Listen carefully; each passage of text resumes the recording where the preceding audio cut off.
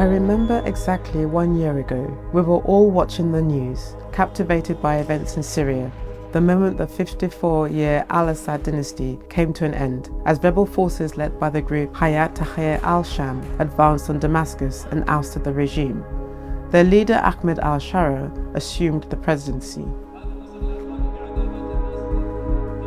Watching Syrians grieve, celebrate, return home in the tens of thousands and be freed from the regime's brutal prisons was profoundly moving. When I visited Damascus recently, I saw people still coming back after years of forced displacement.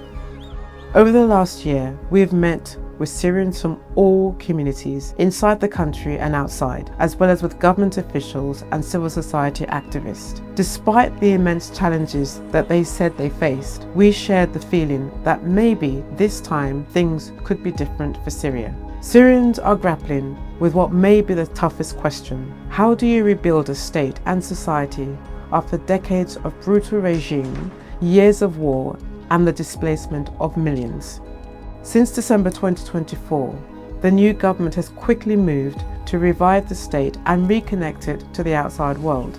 The new leaders have marked notable progress, securing the easing of some of the harshest international sanctions and attracting regional funding to relieve pressure on the economy. Yet, Syria is far from out of the woods. The road to stability is beset by hurdles, fragile security arrangements, limited political participation, unresolved questions of justice and accountability, and an economy struggling to stay afloat.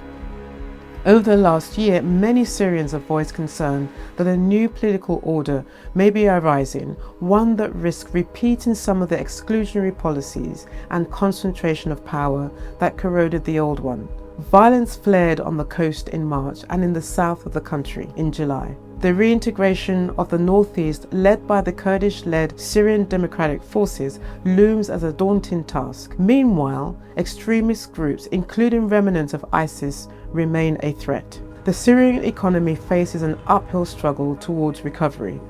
Sanctions and a lack of foreign exchange have left the state with limited resources, while a severe liquidity crisis is constraining businesses and livelihoods. So, the question now is, how do Syrians hold on to the hope created by ousting the old order?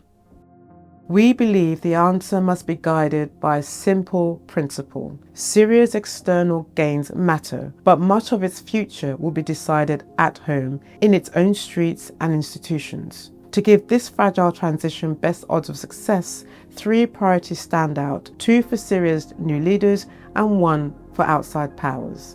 First is restoring stability.